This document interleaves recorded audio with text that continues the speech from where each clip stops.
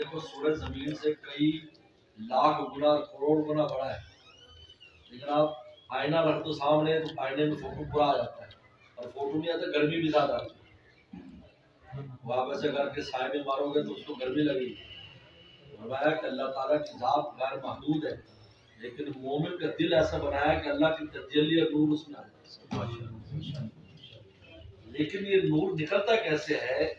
زبان کے راستے نکلے گا، آنکھ کے راستے نکلے گا، کان کے راستے نکلے گا، دل کی گندی فکرات سے باہر نکلے گا۔ ٹینکی کتنی بڑی کیوں نہ ہو، نیچے ٹوٹی کھلی ہو تو وہ جمع ہونے والا نہیں ہے۔ اور نور جمع کر کے جب تک آگے نہیں لے جائیں گے، دنیا میں نور چاہیے۔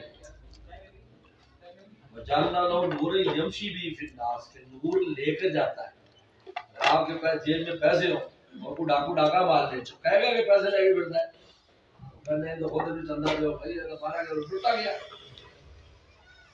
دنیا میں نور سے جاننا نورا یمشی بہ فی الناس، دنیا میں نور ہو اس کو لے کے لوگوں میں پھرے تو فائدہ کیا ہوگا؟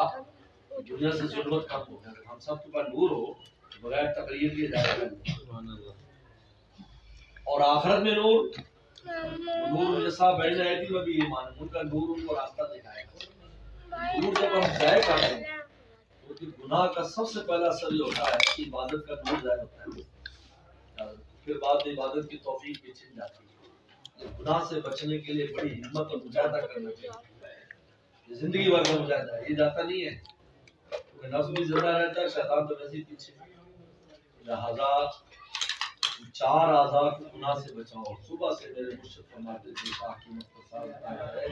صبح سے عزم کر لو کہ میں اس سے گناہ نہیں ہونے دینا، آنکھ سے آج ہونے دینا۔ اب جب ہونے لگے گا تو آپ کو پتہ چل جائے گا یار دیکھو شیطان کرا رہا ہے، یار دیکھو میں نہیں کروں۔ اور خدا نہ خواستہ اگر خراب ہے تو فوراً توبہ کر لو، تاکہ جو سوراخ ہوا ہے پھر سمٹ بنا جائے۔ یہ تین کام کرنے ہیں، مسجد کے بعد آنا جانا رکھنا ہے، اور دوسرا جو ہے ذکر کی بندی کرنی ہے، تیسرا گناہ سے بچنا ہے۔